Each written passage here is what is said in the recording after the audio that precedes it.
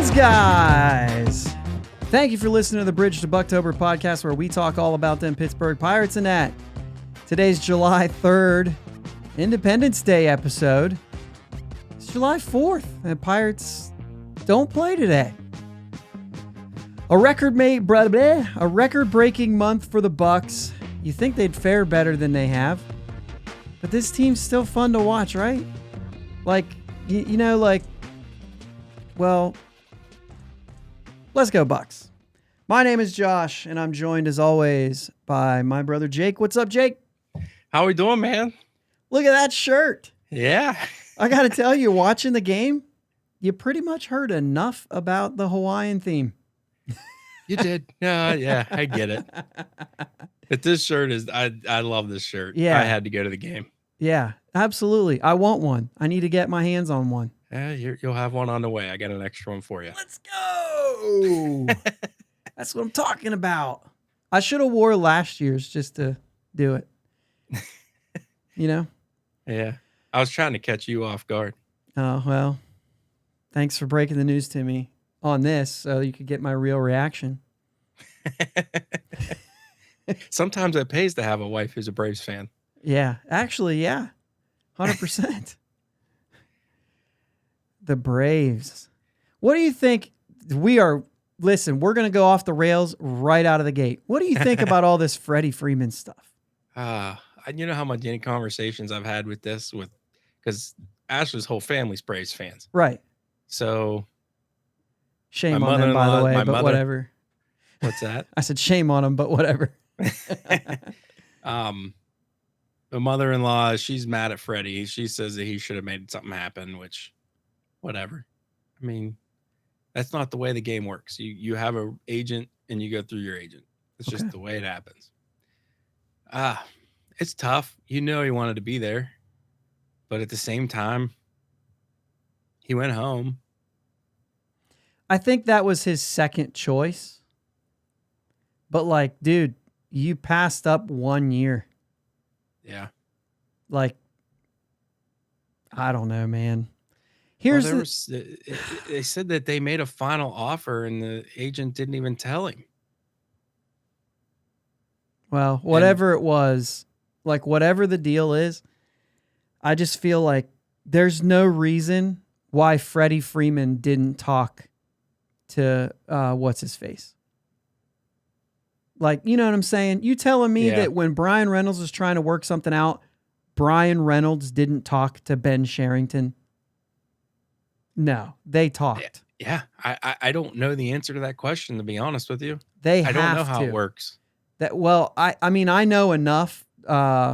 Who's the dude that was with Miami and he got canned whenever Jeter showed up, and now he's got his David Sampson, maybe. I watched his podcast during the lockout because I thought he had good information about the front office negotiations and things like that. Obviously, everybody has a side to everything, so I just try to listen. You know what I mean? Mm-hmm. And I don't usually listen to him because he talks about everything. He's not just a baseball guy. And I tend to stick to hey, if I want to learn about basketball, I'll go to a basketball avenue. Football, I go to a football thing. Baseball, I go to a baseball thing. I don't really like the capture all places. Anyway. Right. Yeah, I'm not going to say that's all the time, but typically, right? But he had a clip I saw where he said, no, when Christian Yelich signed his deal in Miami, I talked to Christian Yelich. And he wasn't even a GM, I don't think. I think he was like a president. You know what I mean? Oh, okay. And he's like, well, I talked to Christian. We talked about it. You know what I'm saying? They have conversations. It's not just through the agent. You have to know where these guys are. Yeah. So I just have a hard time with it. I think he's putting a lot of blame. I also think it's dude, you got to fake some of this, man. You're on a team right now. How do you think they all feel? Right. Just being I don't want to be here. Right. Even though he hasn't said that, the point's made. Yeah. Yeah, I see that. And, I've seen the meme, or not even meme, but I've seen the picture going around with him sitting back on the bench when everybody else is up at the rail. It's not a good look. Nope.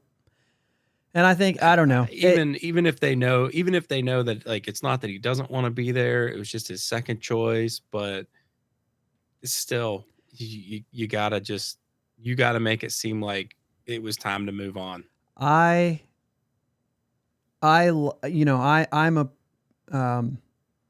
not hard and fast anything. I want to be, you know what I'm saying? I mean, like, I've made that pretty clear on here. New information can change my opinion on something. You know what I'm saying? I'm not like, Sure. This is what I think. And I'm not, even through the lockout, like, we really teetered that line. Like, I wasn't a player only guy. Right. But I think I have no problem with these guys getting paid, right? And the only reason I say that is because I'm going to say this next thing. I have a hard time feeling sorry for anybody who got the money he got. You know what I mean? Right. Like, yeah. am I okay with the fact that he made that money? Absolutely. But that doesn't mean I'm going to feel bad for you because you're not in the place you wanted to be. Like, dude, you got enough money. That's where I want to be. I want to be in a place where I get paid. I don't care. You know what I'm saying? Yeah. And if you really wanted to be there, then this shouldn't even have went as far as it did. Take less money. If it was 20 million less at the end of the day, like, that's still a ton of money. Yeah. And it wasn't even really like annual value. It was total value, and it was only a total value because of the one extra year. Yeah. Either way. He's making less annual right now than he would have if he just signed the contract the Braves offered him. And it almost messes with how you feel. I mean, the guy's a nice guy. It almost messes with that. Yeah. Because he's been that, like, really great guy in baseball. And it's like, no, like, Biggio and Bagwell back in the day said, restructure this contract so you can sign more players. The greatest quarterback of all time. Whoa, Tom Brady. By the way, I don't know that I believe that, but the most winningest quarterback of all time, Tom Brady, a number of times chose to be paid less to build a team around him. He sets a precedence of saying, I'm okay with this if it means I can win and be where I want to be. Yeah. And you know what I mean? Like, it's there. You have to do it. If you really want to be somewhere, then put your money where your mouth is and take less money to stay where you want to be.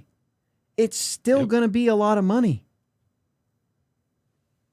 Anyway, that's how I feel about the Freddie Freeman thing. I have a hard time feeling bad for you. Right.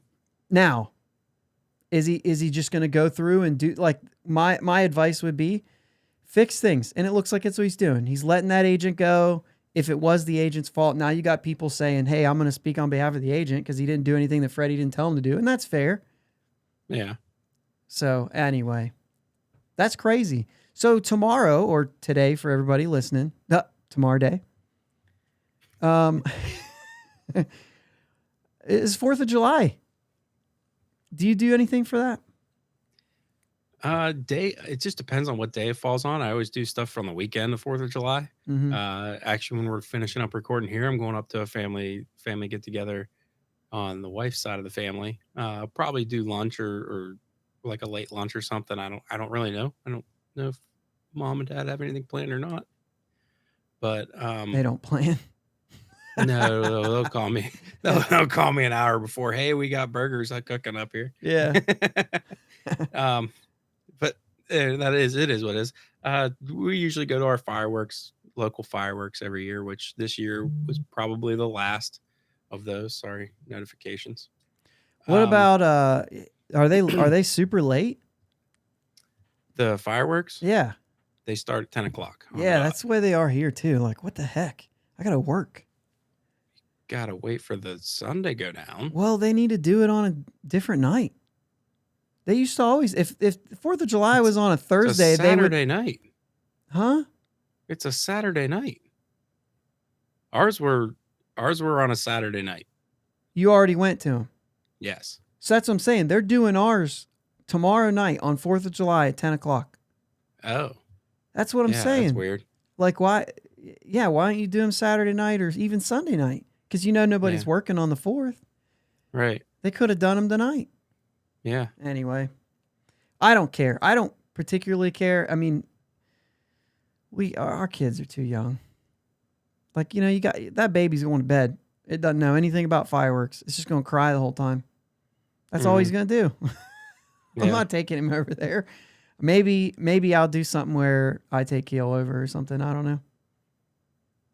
That doesn't sound fun. Maybe I'll let Katie do it. So I'm not just going to hey, I'm going to take her. Yeah. But either way, we'll see.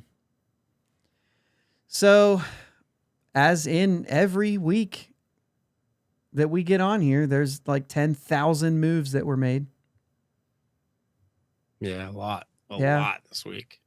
We got a bunch. We talked about this last week. We're going to talk about it again this week. We got a lot of guys coming back. And Josh Van Meter came back on Monday. Cal Mitchell was sent down. Miggy Yahoo came up to get the start. Anthony Bondo was designated for assignment. Eventually traded to the Blue Jays. Yeah, but where's that at? Oh, Saturday was traded to the Blue Jays for cash. So then Tuesday, Miggy Yahoo goes back down, and Aaron Fletcher comes up, and then a bunch of more rehab assignments going out there. Dylan Peters, Underwood, Marisnik, Mears. Marcano was sent to Indy, which I didn't realize that happened. Remember, he was in Bradenton. I must have missed that. Either way. Then Thursday, Tucapita comes back. Designated Yu Chang for assignment. Everybody saw that coming. I actually thought that would happen before Mitchell. I don't know. Yeah, I thought that would happen with the Van Meter one, but either way. And then that's when Bondo was traded on Saturday, nothing on Friday. Bryce Wilson called up on Saturday. Aaron Fletcher was optioned. And then today, Zach Thompson came up, had a pretty decent start. Mm-hmm. Underwood was activated. Yuri De Los Santos goes on the COVID IL. Bryce Wilson optioned. And then we got Manny Benuelos from the Yankees for cash, which is the last roster change, right, that we have to talk about, unless there was anything else that we know about. I don't think so.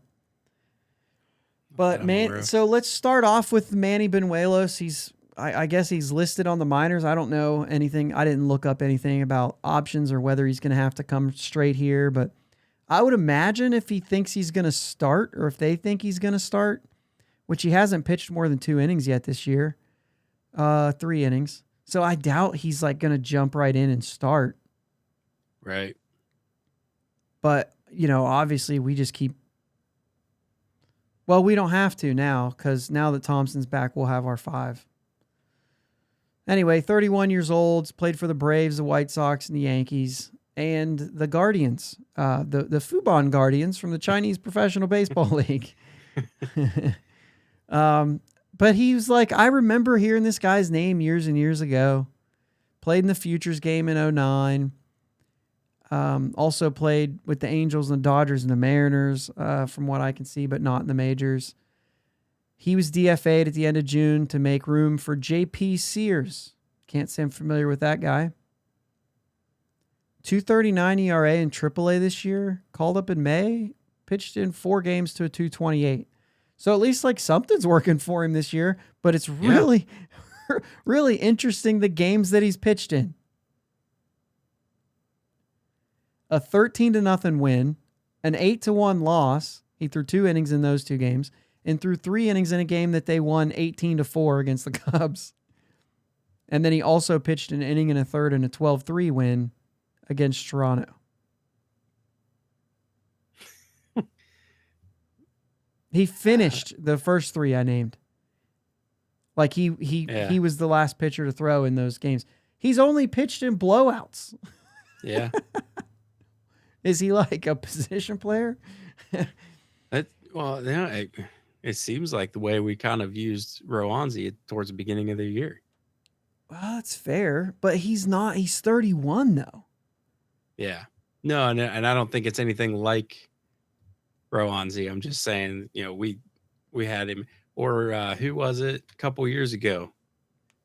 We hid in the bullpen. Oh, Oviedo. You only threw him blowouts. Yeah. Once again, 22 years old. Yeah. You know what I mean? Yeah. So he's got a 5.91 ERA in the show overall. It is what it is. We'll see. But with Bonda on his way out, you kind of thought, well, who the heck's the lefties that we have? So it's just another one. So now, Fletcher's been what he's been. Cam View's there now. So now we add Manny Benuelos. Maybe it's something. Maybe I don't really know, man. I don't know what all goes into this in the back end. Right. They see something. Yeah, they have to. Or it's just a replacement. So what? There's like 38 guys on the 40-man right now? I think so, yeah. All right. I think that's what we counted. We'll get into that. Let's just kind of go through the week because it's kind of an interesting. We lose a series of the Nationals, which I really thought we should have won. Mm-hmm. And then we split with the Brewers, which, to be honest with you, no, you know what? I'm kind of okay with it. I'm good with it. When you win and then you get blown out. We won that game Saturday. It's like we have a shot to take 3 of 4, but you also had Woodruff. Right. So when you know he's coming at you, I can't be too. You split with the Brewers. They're in first place. If they're still in first place, I actually didn't click on that. Okay. So, yeah, I'm all right with that. But Cruz hits his first 3 homers this week. Quintana kind of had a good outing, which was a good sign. You like to see that. Keller, not at all, where you looked like maybe you could see him trending upwards. Another bad outing there.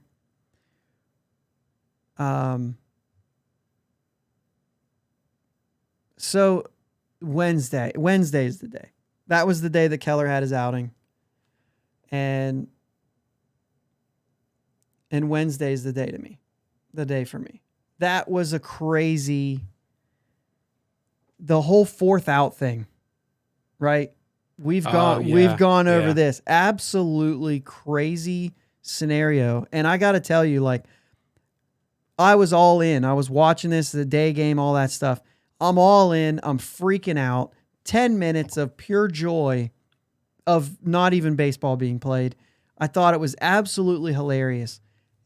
And while it was happening, as we're all trying to figure it out, I really had one thought in my mind, was that there was a mistake made by the umpires. But then, Dave Martinez was calling out this 4th out rule. And everybody says, all the headlines were like, the 4th out thing came and it happened in the Pirate game. And I'm like, no, it didn't. It should have, but it didn't. And so everybody made a big deal about the 4th out rule. And I'm like, the 4th out rule didn't happen, but only for one reason. And kudos to Derek Shelton. As much as everyone is on Twitter saying to fire him, I thought this was a kind of a bright moment for him, because the way that he navigated this scenario, in the end, they got everything right. Yeah. And I didn't think that they did. I made it. I was having so much fun saying the Pirates actually stole a run. And I loved it because it was like, you're Pirates. This is perfect. But I think in the end, that's not what happened here. So to go back to the play, and I know that everybody listening has seen the play. The line drive was hit, shoelace catch by Josh Bell, clean catch, but the runners basically just, Sawinski went across home and Park went to third. And they just didn't even, I'm not even going to try to go back. As if they thought it hit the ground or they had no idea. Yeah. They tagged the runner out, which means there's 3 outs. And the third baseman does step on third base. However, he did not look at the umpire and step on third base and say he didn't tag up. Right? Right. And I think that's the key here. bury the lead kind of thing. That's the key. He didn't tell the umpire he was stepping on third. It was almost like it was just part of his step. But he tagged the runner first, right? Mm-hmm. And then they leave the field. And I'm not sure what Derek Shelton's first argument was. Maybe the fact that they just said it's the end of the inning. Shelton went out and said, now, I don't know, because I don't know what the first argument was. Was the first argument, hey, the run counts? Or was he saying, did he catch the ball? Either way, Shelton came out first. Yeah. And then he went back. And while they were doing that, the Nationals were leaving the field because it's 3 outs, regardless. And an umpire even kept trying to stop their pitcher. I can't remember who was pitching. But kept trying to stop him, saying, hey, don't leave the field yet because we're still working this out.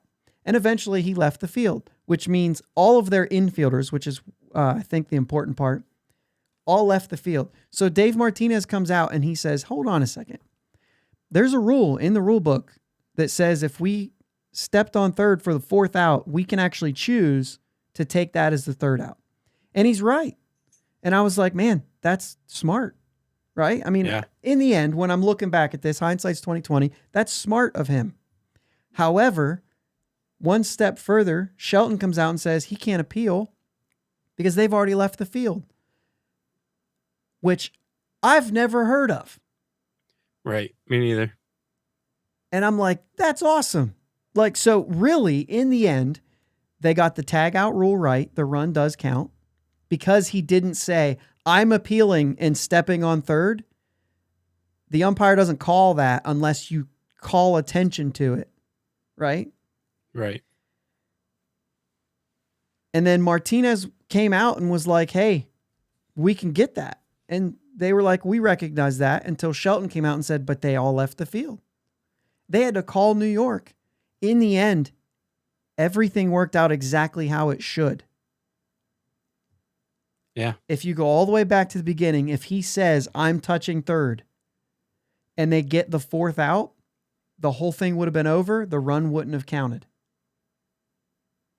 But since he didn't, it had to come from an appeal, and you can't appeal once you leave the field. Just absolutely bizarre how that all went down. Yeah. But it's less bizarre talking about it now, because it seems to all make sense to me now. But in the time, I had no clue what was going on. I believe at one point I was laughing out loud. And maybe I enjoyed it more than other people, but I thought it was hilarious. That's funny. But in that game, Brian Reynolds hits 3 home runs. Yeah. And in that game, Yerry De Los Santos gets his first career save. And in that game, Vogelback hit a home run. I mean, 8-7. The offense shows up after scoring 2 runs and 1 run the 2 days before that. And it was good to see. And to bail out Keller when Yajure and Quintana actually did well and ends up getting to, well, actually, I think Stratton got tagged with a loss in the first one because we were up 2-0. And then they ended up coming back and scoring the 2 runs off of Stratton to win it. But O'Neal Cruz's home run Monday night went 55 feet in the air. Yeah, and it's insane. Like, think about it as if the pitcher's mound to home plate, it didn't get as high as that distance. And still went 409 feet. It's insane. Kind of what everybody was waiting for was that first home run, and it had to be something like that. Just a cruise missile. Yep. Absolute. And he hits another one Thursday. Oh, and Tuesday makes his first error of the season. Threw it in the dirt at about 150 miles an hour. Obviously not, but I don't know how hard it was. But he did throw that one hard, and it was in the dirt, and Chavis couldn't pick it. Normally I would say like, gosh, pick it, but it was a tough pick. Like that was a tough play, and it's coming Yeah. so hot. Like that's an error. You know what I mean? And that's one of those things where it's like, oh, that would have been a thanks for bailing me out, but at the same time, you know. Yeah. And he made his second error on Friday in the absolute terrible,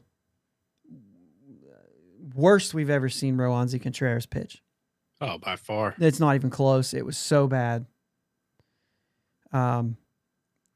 And then I'm skipping ahead here. Sawinski also, we'll go back to Thursday in a minute. Pitching was just bad, obviously. Cam View goes 1 inning, and a lot of people made up a big deal about this. He goes 1 inning and throws 56 pitches. 6 hits, 8 runs, 7 of them earned, 3 walks, a strikeout, a home run. We've talked about these guys throwing multiple innings and throwing a lot of pitches and doing all these things, but where are you at on this? I mean, a lot of people were very mad that he was left out there to finish an inning. Sometimes you got to bite the bullet, and Cam View pulled the short straw that day. That's what? I mean, 8, right? so It was already. many. The score was what was the score when he took over? 10-0. Not maybe just 7? 9. No, not what? He gave up. Well, I don't. You know what? I'm gonna have to pull it up because I don't know because 7, 8, 9. Yeah, 9-0. And then another 8. Yeah. So 9-0. So this game's over. Yeah, but man, I didn't realize that. Yeah, 9-0. I'm actually out on that. The game's not over. I know it's rare to grab, 9 runs in 2 innings, but the game was over about halfway through his inning. Once there was 4 runs, that's the game's over. Now it's like, hey man, this is your inning, dude. Just finish it. Yeah, I'm okay with that one. There are times that, and you've heard me talk a lot about it. I think pitch counts too high, throwing too many innings, whatever. This one, you got Cam View, who's whatever. I got okay in your organization. Okay, you know what I mean? Yeah. And he's got to bite the bullet and just fight through it for a day. It sucks. It's unfortunate for him. He'd not thrown more than an inning and 2/3. I don't have a number of pitches on that game because I did it from the box score, so they don't show you that one. But yeah, I'm kind of with you, man. I think I would rather see that than the 9th inning with Josh Van Meter out there. Yeah, I would rather see you say, "Hey, man, get out of this inning." There are times where you have to say, you got to get us out of this. You got to find it. Yep. And maybe that's one of them. I'm going to go less on he's whatever in your organization. And I'm going to go more to he's 28 years old. I don't know. Sooner or later, you have to perform. Yeah. Sooner or later, you've got to earn it. Mm-hmm. And I don't know that that's like the stance I want to take on this. They're going to give him his days off. But how many guys do you want to use when you've got 3 more games? Well, you've got 2 more after that, Mm-hmm. but I don't know. I honestly don't know. Like I don't have a strong feeling on this. I don't feel like people are complaining about something they shouldn't be. That's fine. I just don't. There are times when you say, "Hey, buddy, this is yours." we're not using another pitcher. You're going to get out of this inning, and then we're going to throw Josh Van Meter next inning. And it is what it is. Yep. And I'm actually okay with you not going 100%. Don't get hurt. Get us out of the inning. Yep. But as a pitcher, do you say, no, I got to go 100%. These are my runs. Yeah, I mean, absolutely. But at the same time, like, then just get them out then. I don't know. I don't know where I'm at on this. It's certainly not 2 days after Derek Shelton pulled off the fourth run in that whole fourth out and the appeal and the whole thing, which I thought was a really good moment. Somebody who actually knew the game. That doesn't mean you know how to use a pitching staff by any stretch of the imagination, but it means you know the rules and you know obscure rules. And yes, I believe that as a manager you should, but that means he's doing his job. But I also think that, sometimes, I mean, baseball has so many rules. It's not like Donovan McNabb saying, oh, I didn't even know you could tie. You know what I mean? It's not like that, where you have a guy who's like a veteran Pro Bowl quarterback for years and years and ties a game. And in the post game, he's like, I didn't even know you could do that. How do you not know? It's not like that. Like, I thought it was a really smart thing. And 2 days later, we're calling for him to be fired. I mean, not that the same people weren't calling for him to be fired all year. Right. So that's fair. Stay consistent. If you want him gone, you want him gone. He can still have a win every once in a while and still be gone. He's playing with who he's got. For sure. And so I don't, whatever. We didn't say we were going to talk about Shelton tonight, so I won't go into that. Either way, there's a lot of people that have a lot of problem with Cam View. I would absolutely be open to listening to their arguments. But at the onset, at me just looking at this, saying this game is gone, I'm kind of there too. Finish the inning, dude. Get us out of this thing. Yep. That's kind of where I'm at. But I could be wrong on that. Just, you know what I mean? I could be wrong. Sure. So Saturday, Bryce Wilson came, and we're just like, why? And he pitched well. He was fine. Pitched real well. Yeah, he was fine. I mean, 8 hits is more than I'd like to see, but he got out of it, and he ended up with a win. Bednar definitely looked better. Pitched Thursday and was not sharp at all. Thursday was... And he went 0.2 innings. Like, he didn't even get out of the inning. De Los Santos came in and bailed him out. 3 runs on a walk in 4 hits. It just wasn't there. He had like several days off because of the back. And his outing before that was rough. And then he came out and he was kind of like, yeah, the back's tight. Like, I didn't feel like I had my stuff. And then, it's like the velo was there. He seemed to be okay. It looked like he was just knocking some rust off. Yeah. I don't want to downplay it, but like at the same time, like, dude, he's going to get hit.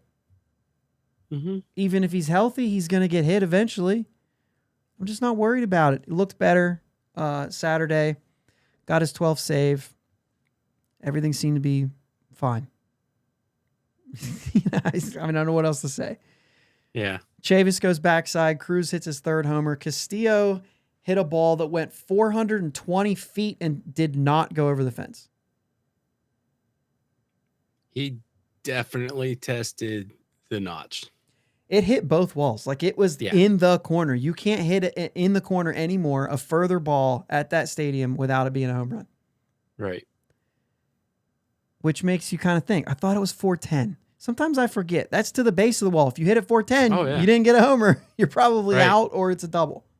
Right. Should have been a triple there, but he was like, I got that.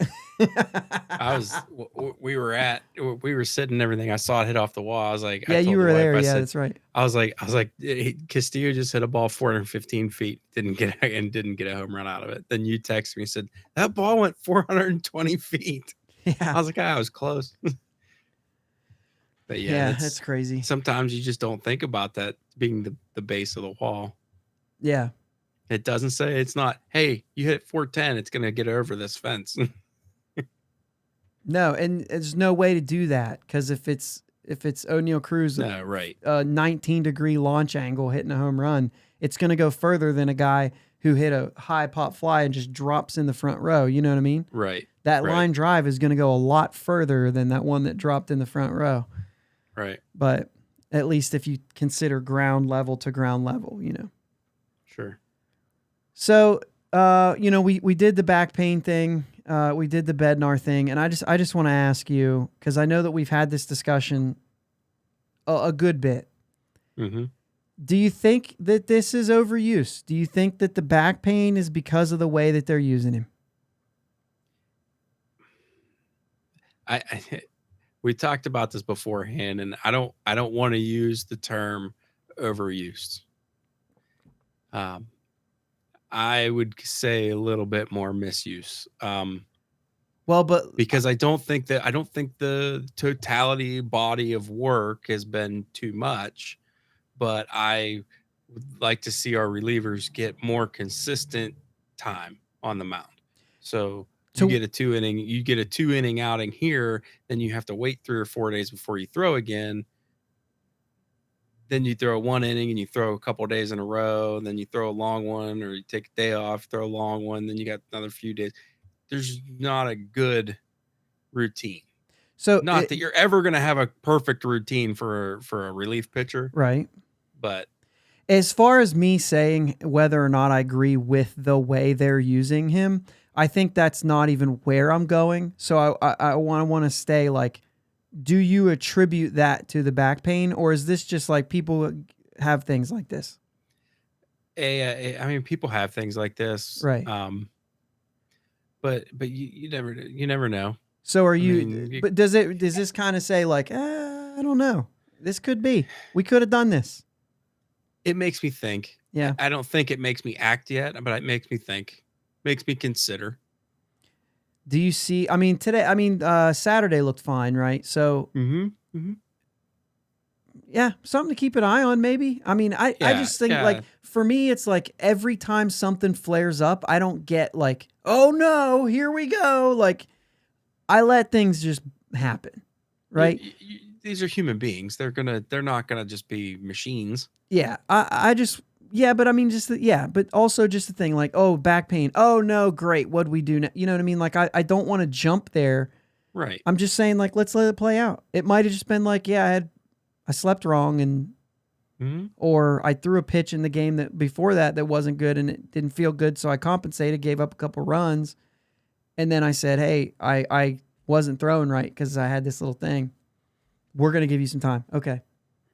And then he's not throwing, so then he just comes into a game and he's like, I got to knock some rust off. These guys are used to pitching more often. I think he had like 5 days off. So, right. And he probably didn't pitch. That's what I'm saying. At all. He threw the day before he went out there and said, hey, it didn't hurt. Yeah. All right, you're in. Maybe. You know what I mean? I don't know. I tend to be like, no, I'm not concerned. He gave up some runs. So what? Even if his velo is down, so what? Let's see what he does the next time. Let's see what he does the time after that. Like, I just think that like it's a long season. And if you freak out over every little thing, whether it's a good thing or a bad thing, like a guy could go out and dominate and be like, oh, maybe Michael Perez, maybe he's good. No, he just had a great day. Like he doubled his home runs in one game. That doesn't mean I'm ready to, now. Certainly he's going to be on the lineup tomorrow. But it's not like I'm going to say like, whoa, hold the phone on scouting catchers. I'm not saying that. Right. He's still batting under 200. He went 4 for 4 and he didn't get his batting average over 200. He didn't get his batting average up to 170. It sat at 169 after that day. So, no. And that's the thing is like, there's no need to overreact about anything. Right. Like me. I got really upset watching the game that we lost 19-2, and the whole time they're just talking about Pirates charities. And I watched Bob Nutting on the screen. Oh, we're doing this, we're doing this. And I'm like, why don't you pay some players? I got a charity for you. Pirates fans, make them feel good about themselves for once. Listen, I'm not going to talk bad about charities. That's obviously was for comedic purposes. Like, charities are a good thing. I also think that you don't need to like flaunt all of it. Like, doesn't that kind of ruin it? Just go do good. If somebody else wants to recognize you, that's fair, but you're like just putting it out there. And I know that part of that was to raise money. But I just like the last person I want to see when the Pirates are getting beat 19-2 is Bob Nutting. You know what I mean? Yeah. And then I don't have to look at Twitter, but it's a lot of fun to do it. And then I look at Twitter and everybody's saying, why don't you sign this guy? Why did you trade that guy? And I was like, Bob Nutting doesn't do any of that crap. He doesn't touch it. He hires people to do that. All he does is say, yeah, you can give the money or not. Yeah. That's it. And if he's in any other decisions, we need to get that out of there. He shouldn't be making any decisions. I don't want to ever hear from him. Yeah. I don't like to see pictures of him on the field smiling before the game. Leave him out of it. Whatever. That's my rant. I'm done with it. All right, before we get into our break though, I think we should recognize that even though this team it didn't even have a good June, right? I mean, technically, record-wise, didn't have a good June. No. But a lot of things happen. Father's Day, Sawinski goes 3 jacks. Reynolds, we just talked this week, Reynolds and Perez, back-to-back days, hit 3 home runs. And there's a lot of numbers out there, and they've been spread out there with the rookies in June, how many home runs they hit in the month of June. Heck, is Castillo hit 6? Castillo 7? Hit a bunch. Sawinski hit a bunch. I mean, there's just a bunch of guys hitting some home runs. Mm-hmm. Cruz obviously had 3. Maybe just the 1. Oh, yeah. You know what I mean? Yeah. No, 2. 2, because Thursday was still June. Mm-hmm. So, I mean, but there's just, you know what I mean? Like, there was a lot of home runs and by the rookies and by the Pirates in general. And so, like, all that's good. But the three homer game, Sawinski was what? Was he was the first rookie, or was he the first player ever? First rookie ever to have a 3 homer game with the third home run being a walk-off. Yeah. And now the Pirates, specifically Sawinski, Reynolds, and Perez, became the first 3 teammates to have a 3 homer game in the same month in MLB history.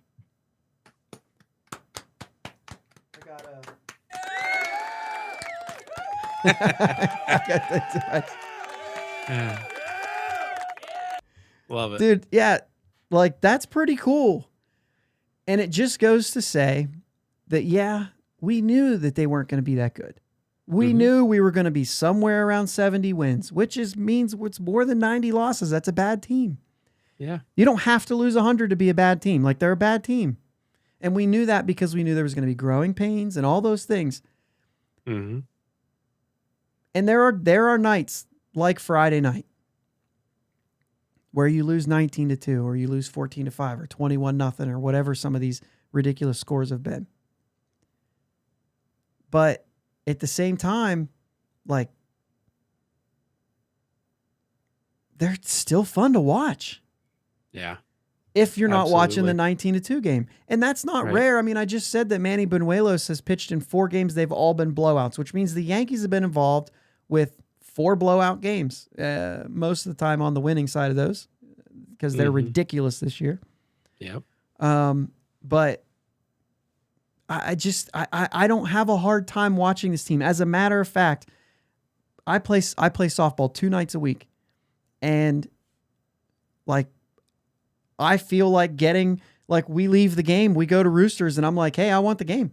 Give me the game. Like, I want to see it. And like, I'm there with a bunch of people who are not Pirates fans, and they're all talking about O'Neal Cruz. well, what's he doing? How's this? You know what I mean? Like, because they're all interested and they're tuned in, and every time that we're talking about whatever, as soon as Cruz is up, I'm like, Cruz is up, and all the guys are like, oh, let's see what he does. Like, and they don't even care. Yeah. They're just not. They're not hard to watch. No, they're fun. And if all you're thinking about is Bob nutting, you're thinking about the wrong things.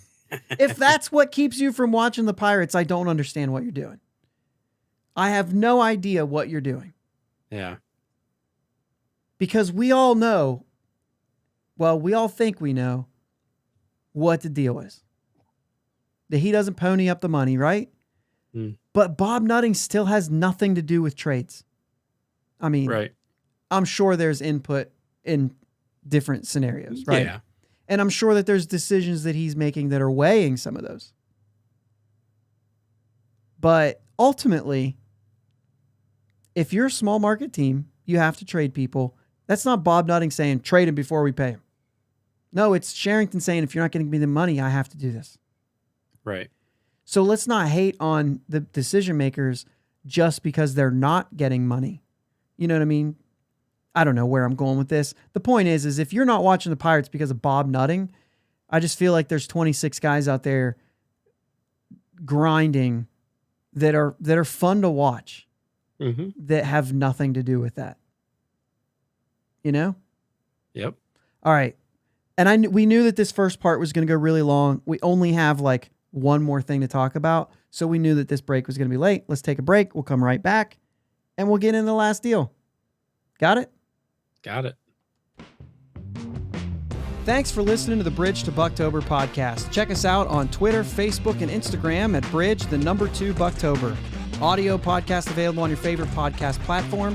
Video podcast available on YouTube. Follow us on the socials and subscribe to the podcast. If you're on Apple Podcasts, take a couple minutes for a review. We'll be right back.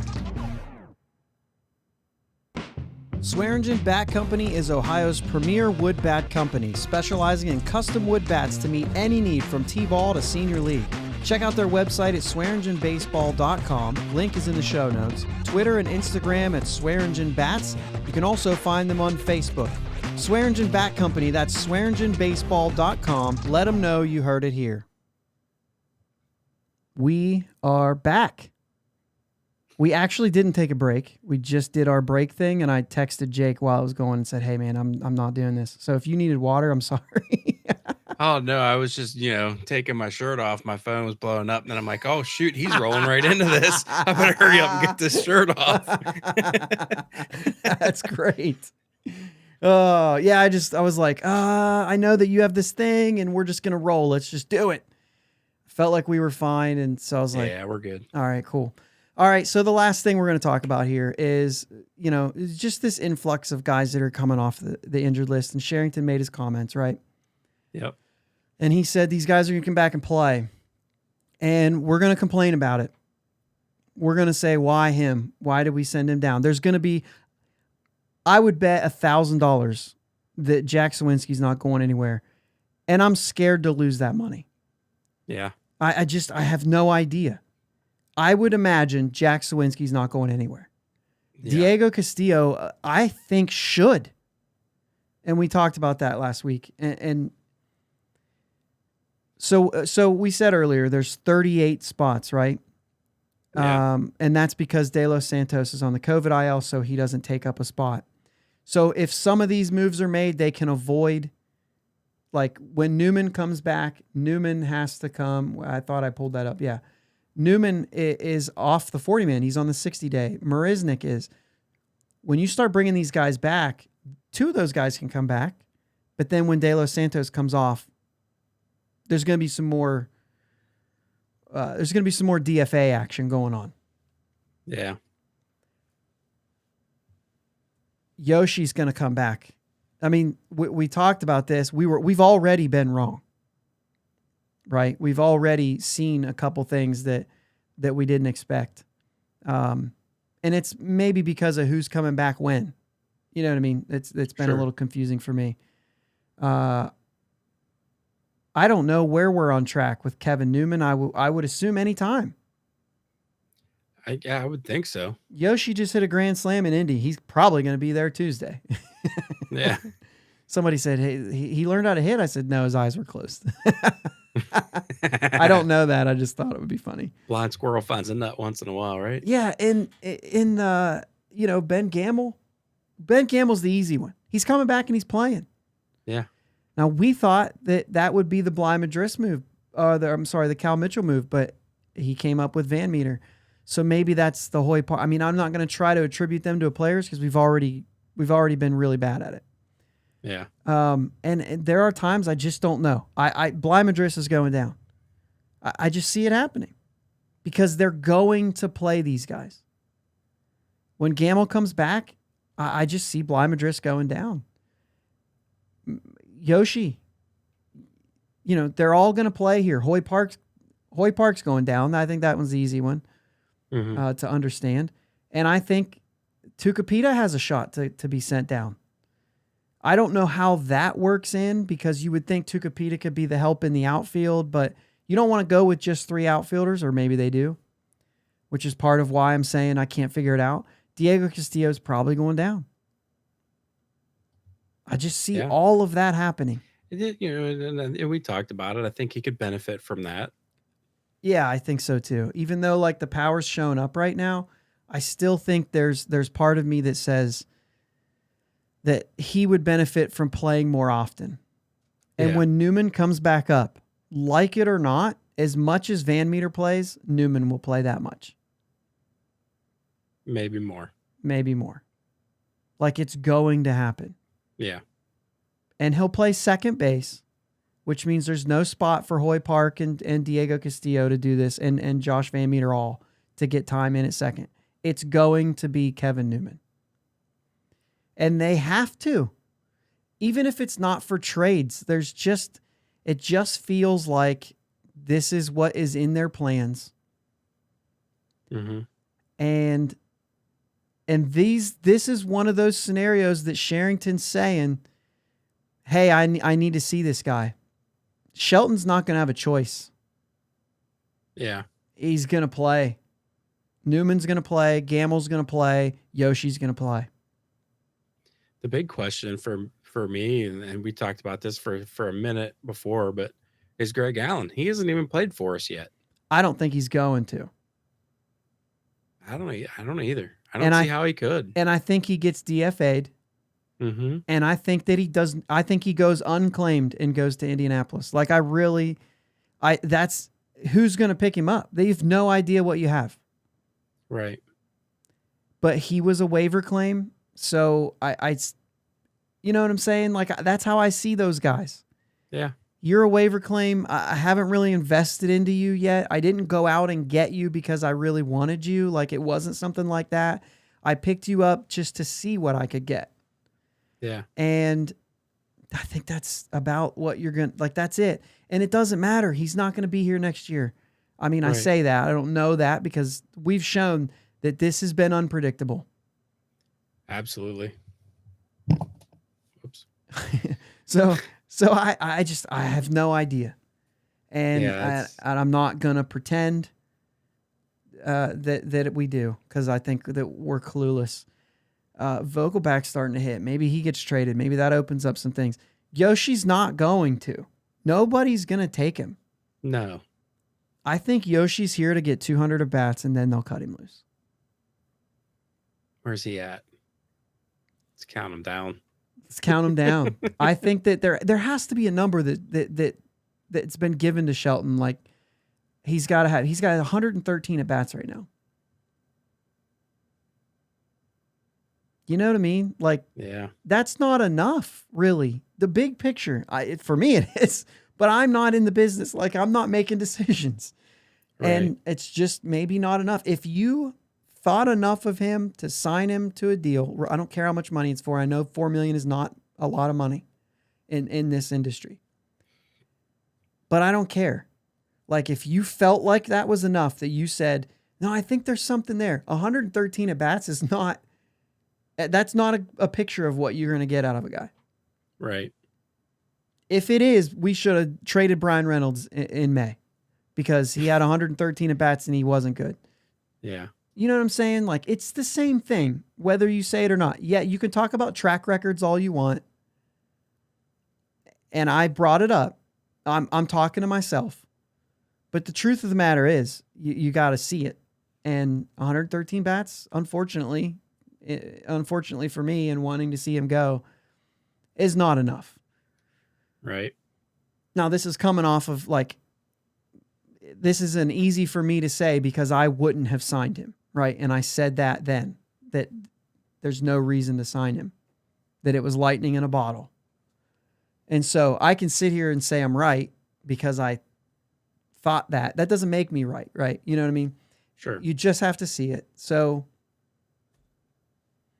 I'm not scouting, guys. They know more than I do. Here we go again. Yeah. But we'll see him for a while. He'll be here. He'll be playing. And I don't know that Van Meter lasts all this. I don't know if he makes it through all this. They seem to really like him. They seem to continue to give him. He's got 115 at bats. So, you know what I'm saying? Like, I'm here saying they're you got to actually get a look at somebody.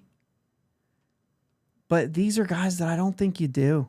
I don't care. I'd rather get a look at Bly Madris. Yeah. As a fan. You know, maybe Van Meter will be one of the early ones to beat DFA when these guys start coming back. Would you rather have Van Meter or Yoshi? I'd rather have Van Meter. Me too. But I'd rather have Newman than Van Meter.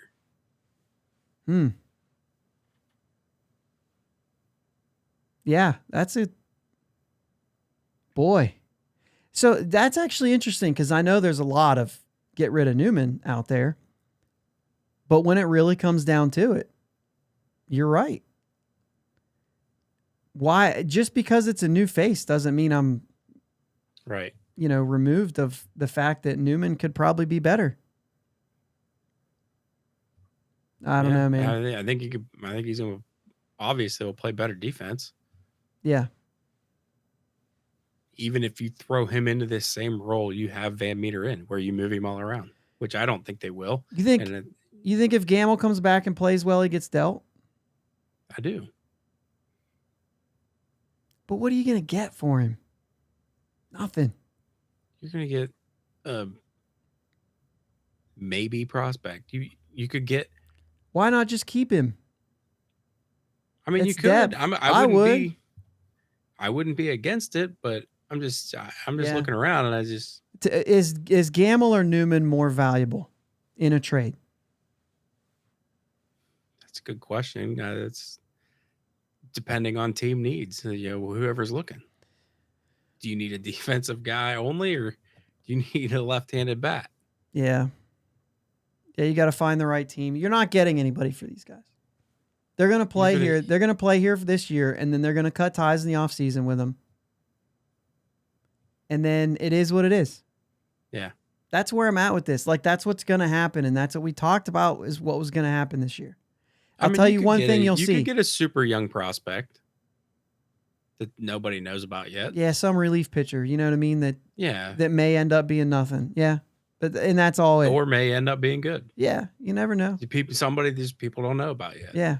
We got to be scouting hard to find something for a team. And yeah, the point of this is they're going to play, and we're going to be bothered by that because we want to see the young guys.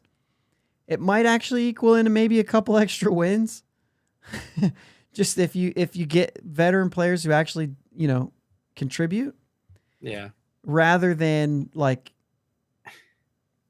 a bunch of roller coasters, which is what you get with young players, which I think is fun, but you get these 19-2 games. I just don't know, because I look at this and I say, in my heart, I say, well, we got to address the pitching. But then you look and you're like, dude, the offense is just as bad as the pitching is. Yeah.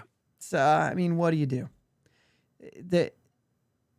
The question the last question I have here, because we're approaching this trade deadline stuff that we're going to have to be following for the next couple of weeks. Mm-hmm. Do you think that Sherrington trades some prospects to get somebody controllable this year? Do you think he tries to actually fill a hole looking forward before August 2nd? No. He kind of made a couple comments that almost made me feel like, and maybe that's what he was trying to do, right? Maybe that's what he was trying to do, is get me to think he was going to. I just don't know how aggressive he is. And one day I could say they're going to be so passive that they're not even going to trade Newman or Gamble. They're just going to ride this thing out to the end of the year and then reboot like they've been doing. 30, 40 players are going to be used this year that aren't going to be around next year. Maybe not quite that many, but I don't think they're in a position to try to fill a hole right now. I think they're going to try to deal Newman. I think they're going to try to deal Ben Gamble. I don't think they're going to try to deal Reynolds, which has been a big talk. I just get so tired of it, dude. Doesn't it? I just get so tired of it. And I get so many texts like, oh, the Pirates are trying to trade him. No, they're not. Other teams are trying to get him. You listen as a GM and in a situation that the Pirates are in, you're going to listen to everything somebody talks to you about. 100%. It doesn't mean you're listening with the intent to pull the trigger. Some of these Yankees deals, it's like now that you don't have Frazier and Andujar, you got to come up with that. Yeah. It's just not enough. Right. And I don't think that it's going to be. And as a matter of fact, the last 3 times I've heard Shelton talk, I've heard him say, obviously we're trying to get better. But I've heard him also say, like, we're trying to get better as fast as we can. Yeah. I just don't see how trading Brian Reynolds is ever going to speed anything up. It may make it better, but it may push it back a year. And I just don't think that he's motivated to do that right now. If you absolutely blow him away with, and I don't care what anybody says, it's going to have to be arms. It will have to be pitching depth. Give me 2 of your top 10 pitchers, one of them being close. And then you're starting the conversation. Like, it's going to have to be like somebody, well, this guy would be in our majors right now if our starters weren't so good. If our rotation wasn't so good, this guy would be in the majors. Yeah. Yeah, that's it's Miami. The type of pitcher you're looking at. Miami's the only team that has the system to accomplish it. Really? Yeah. I just don't know that they're going to be, I don't know. No, they're not going to do it.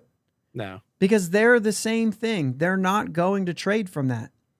If you thought that the Marlins were going to spend money, then the Derek Jeter thing should have shown you right out of the gate that they're not going to spend money. Yeah. Because Jeter said, we've rebuilt this thing, now it's time to spend. And they said, no. And he's like, yeah, that's what we talked about. And they're like, we're not going to. And he's like, peace. Yeah. At least that's what I saw. It's kind of the feel. Yeah. Yeah. So it's just, eventually you've got to figure out there's only one team in the league that's younger than us. And they're in the race. Yeah. And that's Cleveland. Yep. So eventually you've got to figure out how to build that. And one of the reasons that they can do that is by having a guy like Jose Ramirez. Yep. You've got to have one. And that's Brian Reynolds. Now, not saying he's putting together the numbers Jose Ramirez are putting together. You know what I'm saying? But he also has more experience than Reynolds. What did he say earlier this year when he signed that super team friendly contract? Yeah. Well, I want to be in Cleveland. Yeah, super team friendly, but the guy got paid. He got paid, but he was worth more. That's fair, but he got enough money. Yeah. No, absolutely. Yeah, he got paid. But he went in and he said, "Listen, I want to be here." Whatever. That's it. So that's what we were talking about at the start of this thing.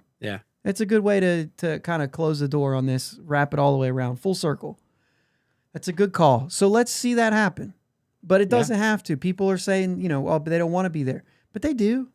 Like, guys want to be there. Andrew McCutchen made a decision. He was offered a contract. And he knew he could make more if he went somewhere else. He didn't agree to that contract. He probably would have still agreed to a contract, but the Pirates said, I don't know that I can sign him, so I have to trade him. Yeah. And we got Brian Reynolds out of that. Right. And Brian Reynolds has outplayed McCutchen every year since. Still love you, 22. 100%. 100%. And that's the thing. I never won't. Right.